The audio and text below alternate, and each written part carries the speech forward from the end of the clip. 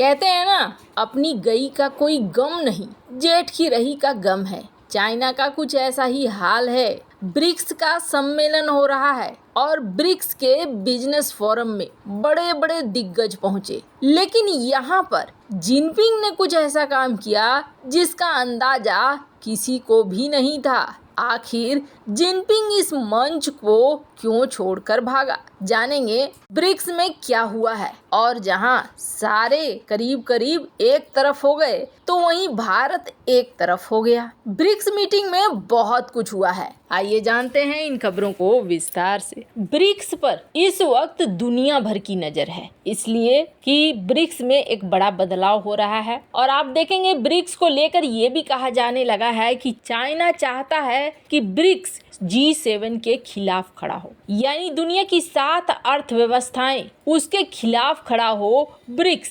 लेकिन सवाल ये उठता है कि ब्रिक्स के G7 के खिलाफ खड़ा होने से सबसे ज्यादा फायदा किसे होगा। अगर ये साधारण समय रहता, सब कुछ बढ़िया रहता, चाइना के साथ हमारी बढ़िया वाली दोस्ती रहती, तब तो समझ लीजिए सब कुछ ठीक रहता। लेकिन एशिया के दो दिग्गज आपस में ही लड़ते हैं, इसलिए यहाँ पर संभव नहीं है। यहाँ पर चाइना सिर्फ और सिर्फ अपना फायदा देखना चाहेगा। हमने आपको कल की खबर में बताया था कि किस तरीके से ब्रिक्स में अब तक 20 से 30% युआन करेंसी को चलाने की कोशिश करता है चाइना, और उसका कोशिश सफल भी रहता है। दक्षिण अफ्रीका, रूस में युआन के जरिए पेमेंट होते हैं और इस पेमेंट को और ज्यादा बढ़ाना चाहता है। अभी इतिहास में पहली बार अक्टूबर में जाकर रूपी में बॉन्ड लॉन्च होने वाले हैं। ब्रिक्स को बने हुए कितने साल हो गए, लेकिन अब जाकर हमें मौका मिलेगा कि हम रुपए में भी ब्रिक्स देशों के साथ व्यापार कर सके, और ब्रिक्स का जो न्यू डेवलपमेंट बैंक है वो रुपए में बॉन्ड जारी करेगा। ब्रिक्स का फायदा चाइना उठाना चाहता है, ये बात तो समझ में आ रहा है। लेकिन एक बात और जान लीजिए, स्क्रीन पर आपको एक ग्राफ दिख रहा है और इस ग्राफ में दिख रहा है पर कैपिटा किसकी इकोनॉमी कैसी है, जिसमें America, Canada, France, Germany, UK, Italy, Japan, इनकी इकोनॉमी अगर आप देखेंगे, ये जो G7 वाले देश हैं, इनकी पर कैपिटा जीडीपी ब्रिक्स की तुलना में ज्यादा है। बात भी सही है। ब्रिक्स में अगर आप ध्यान से देखेंगे तो इस वक्त चाइना एक बड़ी इकोनॉमी वाला है, रूस एक बड़ी इकोनॉमी वाला है, लेकिन रूस को तो परेशान ही किया जा रहा है और भारत इस वक्त आगे बढ़ ही रहा है। भारत अभी बहुत आगे नहीं निकला है। अमेरिका के पर कैपिटा जीडीपी अमाउंट की बात करें तो करीब ये 80,000 के आसपास पहुंचता है, जो कि चाइना से 3 गुना है। चाइना का पर कैपिटा जीडीपी $23,000 है। पर इस G7 के खिलाफ ब्रिक्स को खड़ा करना चाहता है चाइना भी, और इसके लिए सबसे महत्वपूर्ण चीज किसे बनाया जा रहा है? बनाया जा रहा है डॉलर को, यानी डी डॉलराइजेशन के पीछे इस वक्त हर कोई पड़ा हुआ है। जो ब्रिक्स की मीटिंग हुई है ना, उस ब्रिक्स की मीटिंग में यही देखने को मिला कि भारत एक तरफ अकेला और दूसरी तरफ लगभग सारे हैं। ब्राजील के लूला डी सिल्वा ने तो गजब कर दिया। उन्होंने सीधे सीधे इस बात को कहा कि जिस तरीके से अभी चल रहा है वो तरीका बिल्कुल भी सही नहीं है। ये ब्रिक्स बिजनेस फोरम में बातचीत हो रही थी और इस बिजनेस फोरम में लूला डी सिल्वा,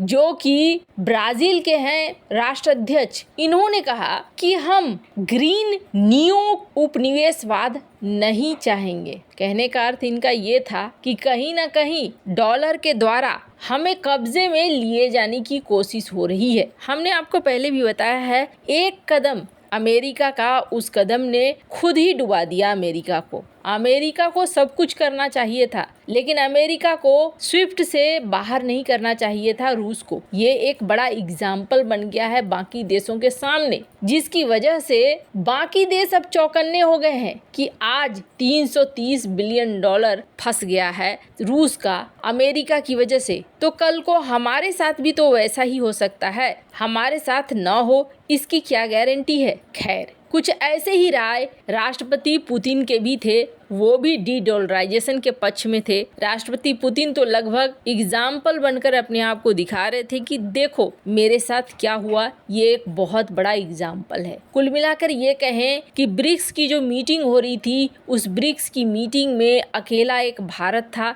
जिसने डी-डॉलराइजेशन पर कोई बातचीत नहीं की। भारत ने सिर्फ अपनी बात की और अपने देश में हो रहे विकास कार्यक्रम की बात की। इसके अलावे भारत ने कुछ भी नहीं कहा, न तो डॉलर के खिलाफ कहा, न ही रूस यूक्रेन के खिलाफ कहा। बात भी सही है, भारत डॉलर के खिलाफ इस वक्त इसलिए भी नहीं कहना चाह रहा है क्योंकि भारत को जरूरत है इस वक्त पश्चिमी दुनिया के साथ का भी। खैर, जब ये ब्रिक्स बिजनेस फोरम हो रहा था ना, तो एक बड़ी अजीब सी चीज देखने को मिली। ये जो तस्वीर आप देख रहे हैं, इस तस्वीर में आप काफी बड़े बड़े नेता देख रहे हैं, बहुत सारे नेता हैं और इसमें कुछ मिसिंग नजर आ रहा है, कुछ ऐसा चीज है जो नहीं है। तो आपको बता दें, आपको लगेगा सारे दिग्गज तो यहाँ पर दिख ही रहे हैं, एक ये नया शख्स दिख रहा है लेकिन जिनपिंग नहीं दिख रहा है। तो आप बिल्कुल सही जा रहे हैं। शी जिनपिंग सोमवार शाम को दक्षिण अफ्रीका पहुँच गए थे।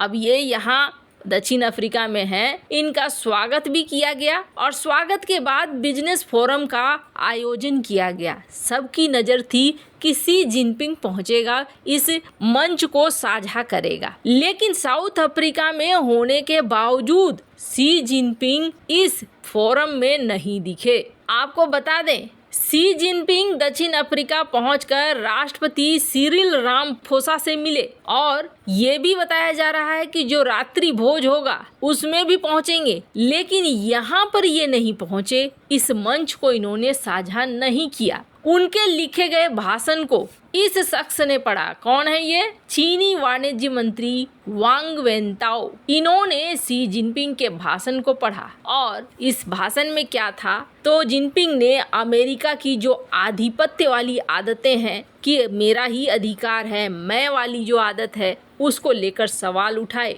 उन्होंने कहा जब अमेरिका को लगता है कि कोई देश उसके प्रभुत्व को चुनौती दे रहा है, उसकी इकोनॉमी को चुनौती दे रहा है, तब वो उससे लड़ने लगते हैं, उसके बाजार को खतरे में डालने लगते हैं। उन्होंने अपने भाषण में कहा हर देश को विकास का अधिकार है, लोगों को खुशहाल जीवन जीने की आज़ादी होनी चाहिए, लेकिन अमेरिका में ये आधिपत्य बनाए रखने का जुनून सवार है जो उभरते हुए बाजार को और विकासशील देशों को कमजोर कर देता है। भाषण तो बढ़िया है, लेकिन सवाल ये उठता है कि वो अगर वैसा है तो तुम कैसे हो। खैर, तो असली कारण क्या है? जिनपिंग वहां पहुंच के भी फोरम में क्यों नहीं पहुंचा? एक्सपर्ट ये कह रहे हैं कि जिनपिंग वहां पहुंच के भी फोरम में इसलिए नहीं पहुंचा क्योंकि उससे फिर उसकी इकोनॉमी को लेकर सवाल उठते और शी जिनपिंग अभी अपनी डूबती हुई अर्थव्यवस्था के बारे में कुछ भी नहीं बोलना चाहता है। खैर, इन सब मामले में आपकी क्या राय है? कमेंट कर जरूर बताएं। जल्द मिलते हैं अगले वीडियो में नई खबर के साथ।